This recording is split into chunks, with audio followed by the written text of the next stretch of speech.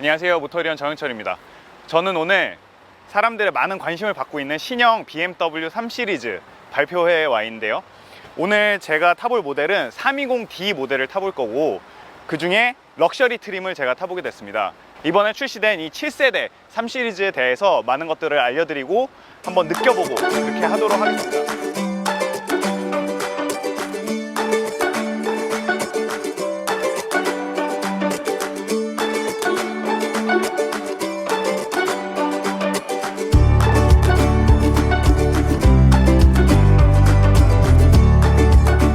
7세대 3 시리즈 타고 가장 인상 깊었던 거는 지금 고속주행성이 너무 안정적이에요. 뭐 코너링이야 사실 말할 것도 없고, 이전 3 시리즈도 다 코너링에서만큼은 정말 발군의 실력을 보여줬는데, 지금 이 7세대 3 시리즈에서 굉장히 향상된 부분이 고속주행성이 아주 안정적으로 업데이트가 된 것 같아요. 길어진 휠베이스가 한몫하겠죠. BMW의 3 시리즈는 정말로 아이코닉한 차량인데, 벤츠 하면 S클래스, BMW 하면 3 시리즈, 그런 이미지가 있잖아요.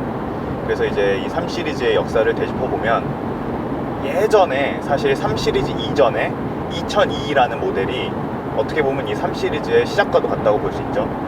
그 차량은 아주 정확한 3박스 형태의 디자인을 가지고 있고, 그 당시에는 이제 무늬 두짝인 쿱 형태만 나왔어요. 그랬는데 그 차량이 엄청나게 성공을 했고, 그리고 그 이후에 이제 첫 1세대 3 시리즈가 그 차의 정신을 이어받아서 1세대 3 시리즈로 출시가 됐습니다. 그게 1975년도고 코드네임이 221이었어요. 그리고 2세대 230 3 시리즈는 우리나라에 처음으로 수입된 BMW 3 시리즈죠. 그리고 지금 현재도 이제 클래식카의 반열에 올라서 한국에도 팬층이 굉장히 많고, 그 이후 뭐 236, 246, 그 이후에 290, 그리고 최근에 이제 F30도 굉장히 성공한 3 시리즈 모델이었는데, 그런 만큼 이 7세대 3 시리즈가 출시되기 전에도 사람들의 굉장한 관심을 받았는데요. 저도 개인적으로 3 시리즈, 여러 가지 3 시리즈를 타보면서 이번 3 시리즈가 어떨지 굉장히 궁금해하고 있었어요. 221 시절 3 시리즈부터 230, 뭐 236, 246 차례차례 전부 다 봤지만 차체가 점점점 커지고 있죠. 그게 뭐 요새 다른 차들도 다 똑같고 커져가고 있는 추세예요. 모든 차들이 뭐 법규 문제라던가 여러 가지 이유에 의해서 차들이 커지고 있는데, 예전 230 3 시리즈는 사실 지금 이 시리즈보다도 작아요. 차체 크기가. 지금 현재 이 차도 전장, 전고, 전폭, 휠베이스 모두 다 이전 F30 모델에 비해서 커졌고, 경쟁 모델인 C클래스랑 비교를 했을 때 전장은 작고 나머지 폭과 전고는 유사하고, 그리고 A4와 비교를 했을 때도 전장은 짧고 그 다음에 전폭과 전고가 비슷해요. 근데 신기한 점은 C클래스와 A4 경쟁 모델에 비해서 휠베이스가 이 차가 제일 길죠. 가장 긴 휠베이스를 가지고 있고 짧은 전장을 가지고 있고, 그 조합이 굉장히 다이나믹하면서 스포티한 외관 프로포션을 만들고 있어요. 길어진 휠베이스 덕에 고속에서의 안정성이 굉장히 향상됐습니다. 또한 무게 중심이 훨씬 낮아졌어요. 무게 중심이 10mm가량 낮아져서 코너링 시에도 굉장히 그립을 잘 잡고 롤링이 크지 않은 정말 좋은 움직임을 보여주고 있습니다. 지금 이 차량이 320D 디젤 모델인데, 디젤 모델임에도 불구하고 정차 시에 소음이라던가 진동을 굉장히 잘 절제를 시켜놨습니다. 말 안 하면은 디젤 차량인지도 모를 정도로 정말 좋은 정숙성을 보여주고요. 그 다음에 차량이 출발할 경우에도 엔진 RPM이 올라가면은 디젤 특유의 조금 달달거리는 소리가 들리긴 한데, 그거는 뭐 디젤 엔진이면 당연한 거고, 원래는 앞 유리에만 적용되어 있던 어쿠스틱 글래스, 그러니까 차음 유리가 이번에는 이 옆쪽까지 옵션으로 선택이 가능합니다. 그래서 아까 고속 주행 때 느껴봤더니 밖에서 들려오는 어떤 노면 소음이라던가 풍절음이 굉장히 잘 잡혀 있어요. 그래서 실내가 120km 이상 속도에서도 정숙한 그런 상태를 유지를 하고 있었습니다. 지금 이 차량에 장착되어 있는 엔진은 2.0L 4기통 디젤 엔진이 장착이 되어 있는데, 유명한 트윈 파워 터보가 장착이 되어 있습니다. 트윈 스크롤 터보, 기본적으로는 싱글 터보가 장착이 됩니다. 이 엔진은 최대 출력 190마력, 최대 토크 40.8kgm를 발휘를 하고요. 자동 8단 기어에 매칭이 되어 있습니다. 그리고 지금 이 차량의 경쟁 모델인 C220D 라던가 아니면 아우디 A4 35 TDI 같은 경우에도 모두 토크가 40.8kgm로 다 동일하고 마력에서는 조금씩 차이가 있습니다. 지금 매칭되어 있는 이 8단 자동 스태트로닉 기어는 아주 매끈하게 변속을 하면서도 스포츠 모드 혹은 매뉴얼 모드에서 상당히 기민하게 잘 작동을 합니다. 고속도로에서 빠져나와서 국도를 따라 달리고 있는데 방금 전에 과속 방지턱을 지났는데 고속에서 느껴지던 그런 어떤 단단하면서도 아주 안정적이게 잡혀있던 그 하체 느낌이 상당히 부드럽게 그런 느낌으로 바뀌면서 아주 부드럽게 잘 나옵니다.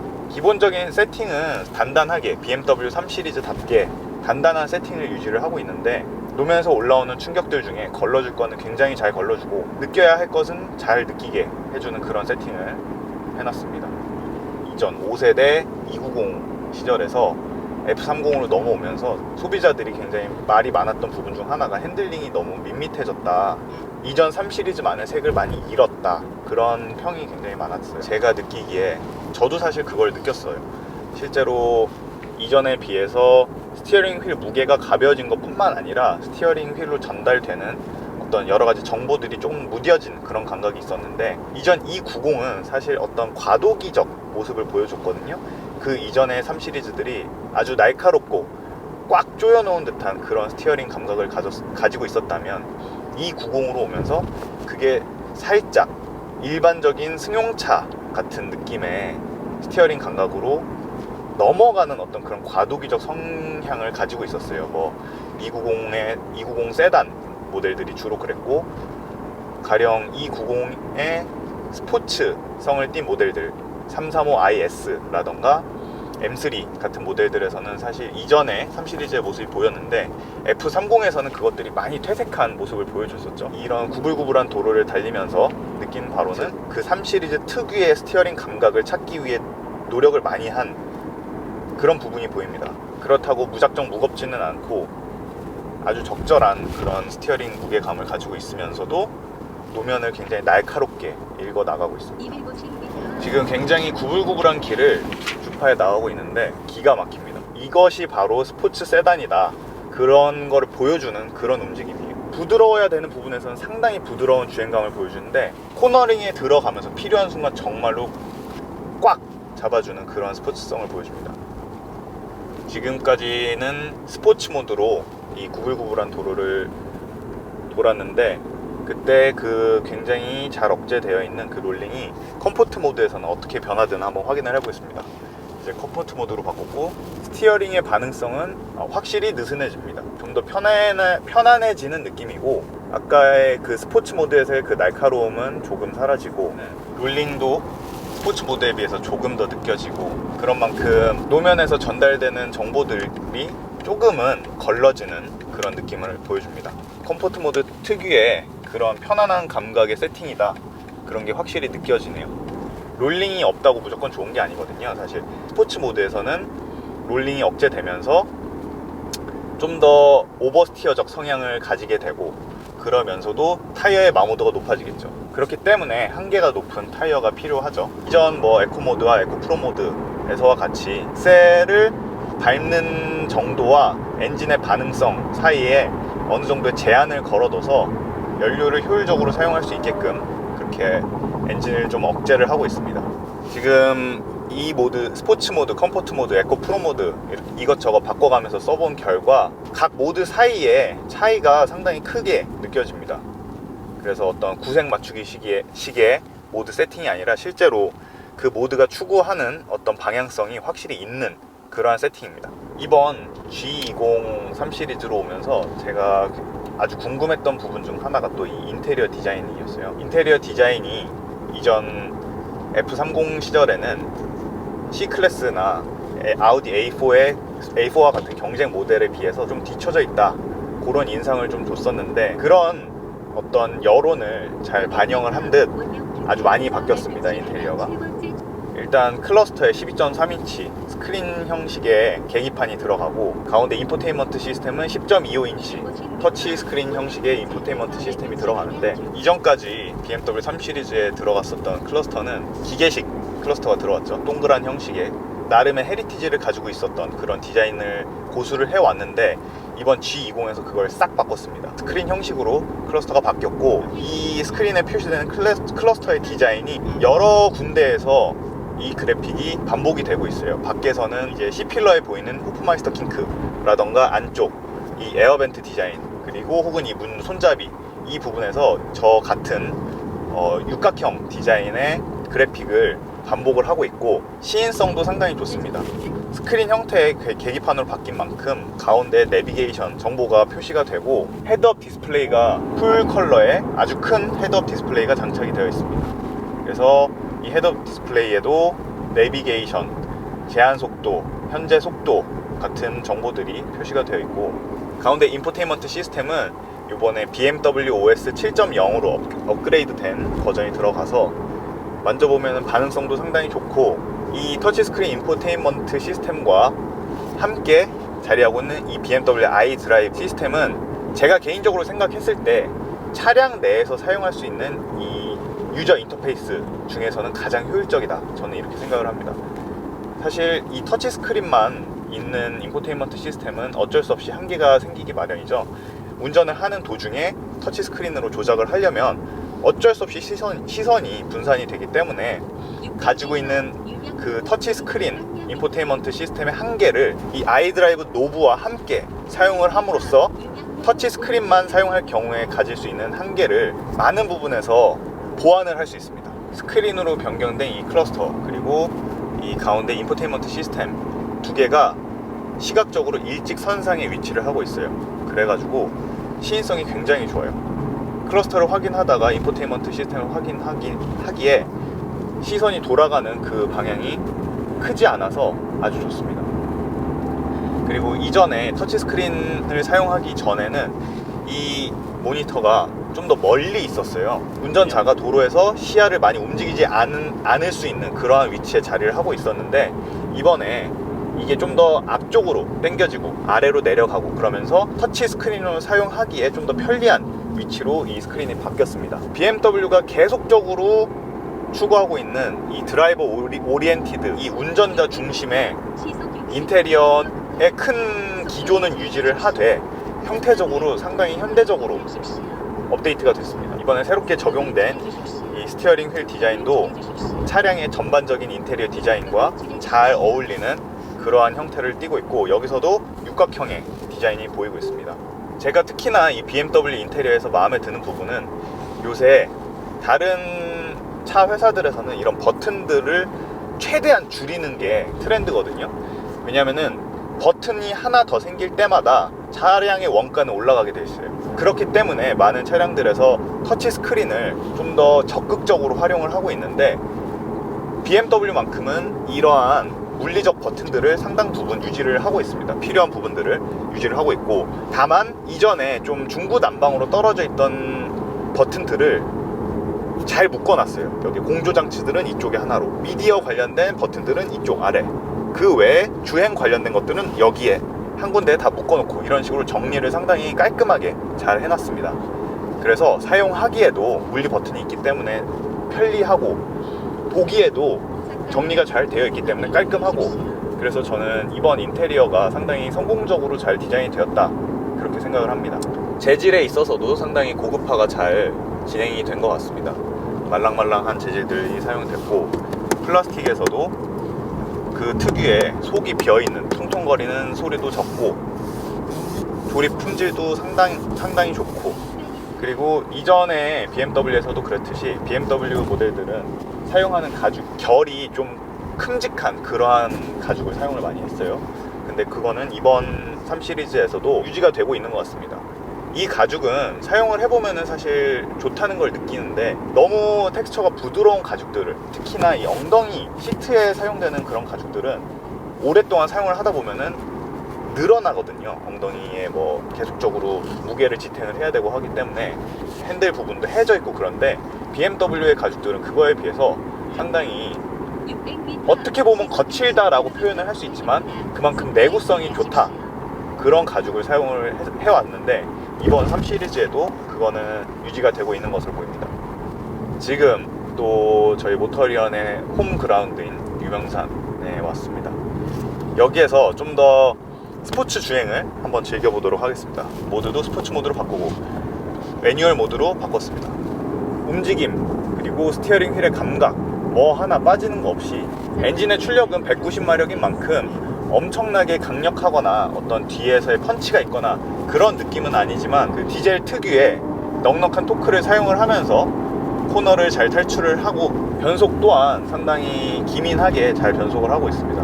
이 전 세대 3 시리즈를 탔을 때 스포츠 모드에서도 사실 이 정도의 날카로운 스티어링 휠 감각이 아쉬웠는데 예전에 느껴지던 그 3 시리즈만의 그 날카로운 감각이 다시 느껴지고 있습니다. 차량의 무게가 가벼워졌다는 것도 느껴지는데요. 차량의 움직임이 무겁지 않고 상당히 가볍습니다. 차량의 무게가 최대 55kg까지 감량이 된 게 큰 이점으로 작용을 하고 있습니다. 지금 320D 그것도 럭셔리 트림을 타면서 이 정도의 스포츠 주행이 가능한데 저는 이제 이후에 타보게 될 330i 뭐 M 패키지라던가 혹은 그 위에 M340i 차량의 주행성이 어떨지 정말 궁금해지네요. 이 차량에 후진 어시스트 기능을 사용을 해보려고 하는데요. 이 기능은 뭐 골목 같은 데라던가 아니면 구불구불한 길을 이제 들어갔어요. 근데 어떤 차와 마주쳤어요. 그래서 이제 후진을 해줘야 된다 뭐 그런 상황이 있는데 그거를 후진을 하려면 상당히 힘들잖아요. 그럴 때 사용을 하면은 아주 유용한 기능입니다. 그러면 그거를 한번 해보도록 하겠습니다. 자, 넘어갔습니다.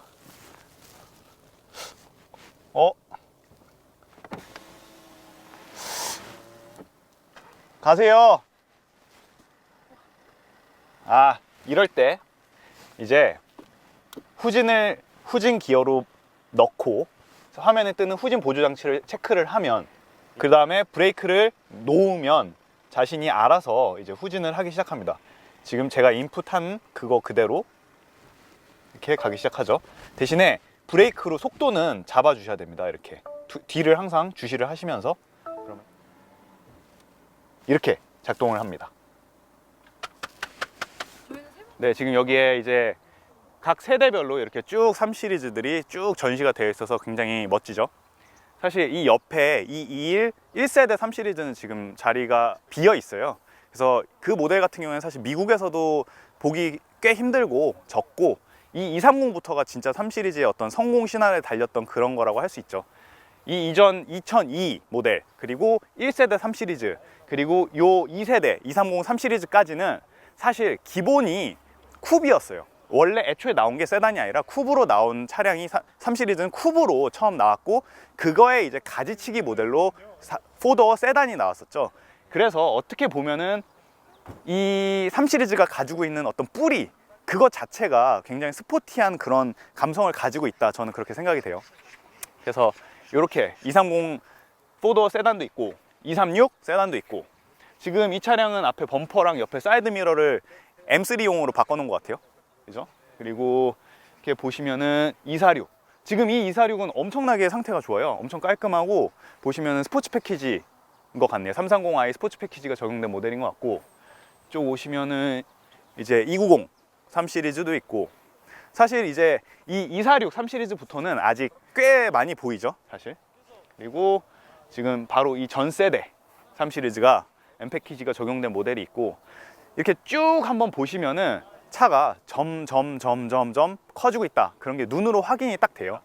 지금 옆에 보시면은 벚꽃들도 막 펴있고 날씨가 너무 좋아요. 차를 보기에 참 좋은 그런 날씨네요. 이제 차 앞을 봐보시면은 이 옆에 이 전 세대 3 시리즈와 비교를 해봤을 때 이제 휠베이스도 더 길어지면서 실내 공간 확보를 더 할 수 있었고 키드니 그릴이 일체형으로 이제 바뀌기 시작했어요. 이번에 5 시리즈도 그렇게 바뀌기 시작했고 그러면서 일체형으로 이런 식으로 키드니 그릴의 큰 형상을 유지하되 하나의 틀 안에서 디자인되는 이런 형상을 취하고 있습니다. 또한 이 헤드램프도 예전 246 시절에 아래 이렇게 나눠져 있었던 그 엔젤 아이를 부각시켜주는 그런 디자인을 채택을 하고 있고 눈매가 엄청 매섭게 디자인이 됐어요. 그리고 안에 보시면 이렇게 파란색 액센트가 들어가 있죠. 이거는 이제 BMW의 레이저 라이트가 들어갔는데 기존에 있었던 LED 라이트에 비해서 2배 정도의 시인성을 확보를 해줍니다. 최대 600m까지 앞쪽 시야를 확보를 해주고요. 지금 이 차량은 M 스포츠 패키지가 적용된 그 범퍼 디자인으로 이쪽 이렇게 파여있는 이 부분을 기점으로 해서 이렇게 엣지가 살아있는 아주 독특하면서도 스포티한 그런 디자인을 채택을 하고 있습니다. 이 아래쪽에 보시면은 액티브 크루즈 컨트롤을 위한 레이더도 자리를 하고 있고요. 전반적으로 굉장히 넓어 보이면서 예전 모델들에 비해 좀 더 성장한 그런 좀 더 윗급에 걸맞는 그런 멋진 디자인으로 성장이 됐습니다. M 스포츠 패키지 전용 19인치 휠이 장착이 되어 있고 M 스포츠 브레이크는 앞쪽에 4피스톤이 들어가고 뒤쪽에 싱글 피스톤 브레이크가 장착이 됩니다. 그리고 이 아래쪽에 보시는 이 라이캐쳐가 상당히 독특하게 잘 디자인이 되어 있어요. 그래서 뒤쪽으로 가면서 위쪽으로 치고 올라가는 그런 다이나믹한 형상을 하고 있는데, 이 앞쪽에 보시면은 라이캐쳐의 앞이 이쪽으로 이 그린하우스, 이 옆쪽 창문의 그린하우스와 시각적으로 이어지는 어떤 형태를 보이고 있어요.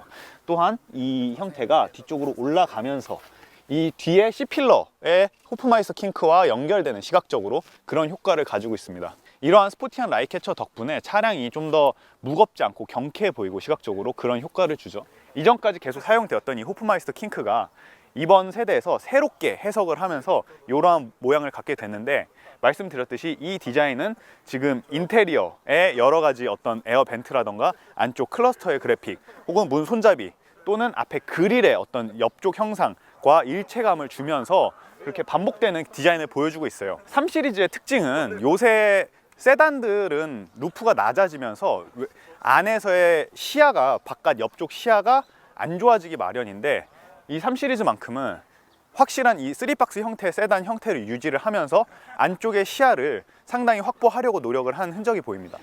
이 옆면에서 또 특이한 점은 일반적인 차들의 그런 볼륨이랑 조금 다르게 디자인이 됐어요. 이건 굉장히 독특한데, 이 리플렉션을 보면은 좀 아실 수가 있을 거예요.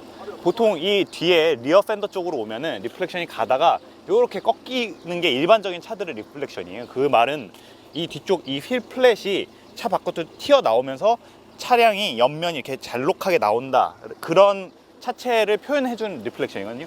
근데 이번 3 시리즈를 보시면은 이 옆면의 리플렉션이 그냥 직선으로 이렇게 쭉 뻗어 있어요. 여기에서 이렇게 말리지가 않아요. 양쪽으로 말리지가 않고 리플렉션이 이렇게 쭉 뻗어 있는데, 그 말인 즉슨 이 차체의 면이 전반적으로 다 튀어나와 있다, 그런 얘기거든요. 근데 위에서 보시면은 정말로 이 옆이 잘록하게 팬더만 튀어나온 게 아니라 전반적으로 다 튀어나와 있고, 다만 이 위에서 봤을 때 이 위쪽 부분은 이렇게 동글동글하게 리플렉션이 맺히게 볼륨이 예쁘게 잘 잡혀 있어요. 그래서 이 뒷면에 팬더의 디자인이 다른 차들이랑 좀 독특하게 그런 형태를 취하고 있다, 그게 좀 특이한 점입니다. 이런 식으로 트렁크 리드에서 시작하는 이 엣지가 헤드램프 뒤쪽으로 돌아서 아래쪽 범퍼까지 이어져서 휠 아치 부분에 휠 플랫과 이어지는 아주 깔끔한 이런 디자인을 가지고 있고, 지금 이 뒤에 리어 램프는 여지껏 3 시리즈가 가지고 있었던 그 디자인에서 확 달라진 그런 아주 새로운 모습을 보여주고 있어요. 기존의 BMW의 특징인 이 L 형태의 이 램프는 유지를 하되, 이 윗부분과 아랫부분을 색깔적으로 확실히 구분을 해서 아래는 빨갛게 이 L 부분을 강조를 하고 위에는 까맣게 처리를 해서 여기를 이 L 형태를 아주 부각했죠. 이 위의 쉐입은 이 윗부분의 트렁크 면과 이어지고, 이 L 쉐입만 톡 튀어나게 도드라지게 디자인을 해서 상당히 감각적으로 디자인이 되어 있습니다. 방금 말씀드린 것처럼 이 아래 부분과 윗부분의 색깔을 나눠서 이렇게 사용을 해놨는데, 윗부분의 색을 짙게 처리를 해놓다 보니까 차량 색상이 짙은 색, 가령 검은색이라던가 짙은 회색 차량을 보면은 이 부분이 차체의 면같이 보이고 이 옆에 L자만 딱 도드라져 보여요. 그러면은 상당히 멋지죠. 그래서 저는 이 차를 사실 때 그런 짙은 색을 사시면 어떨까 한번 추천을 해드립니다. 이 뒤쪽 범퍼에도 M 스포츠 패키지가 적용이 되어 있는데, 이 보시면은 이쪽 벤트, 이거는 막혀 있네요. 이거는 모양새가 그냥 모양새만 있는 거고요. 트윈 머플러가 장착이 되어 있습니다. 전반적으로 이쪽 뒤에 이마가 툭 튀어나와 있고 잘록 들어갔다가 다시 튀어나오는 이런 입체적인 형상이 뒤에서 봤을 때 아주 스포티한 인상을 주고 있습니다. 그리고 경쟁 모델인 C클래스라던가 아우디 A4 그런 차들이 사용을 하는 어떤 외적인 스포티함을 나타내주는 숄더 부분이 있는데요. 그 숄더 부분은 이 3 시리즈 같은 경우에는 굉장히 전통적으로 숄더를 강조하지 않아요. 텀블 홈이라 그러죠. 이 창이 옆에서 봤을 때 얼마나 누워 있느냐, 옆 창이 얼마나 누워 있느냐, 그걸로 이 차량의 외관의 스포티함을 살려주고 있습니다. 차의 옆면에서 봤을 때 앞에 루프라인, 위에 루프라인, 뒤로 떨어지는 루프라인 못지않게 차의 앞과 뒤 혹은 옆에서 봤을 때 이 차량의 옆면이 누워있는 이런 형상으로서 차의 스포티함을 강조를 하고 있습니다. 그래서 저 부분은 텀블홈이라는 용어를 사용을 하고요. 이 차량은 텀블홈이 상당히 누워 있습니다.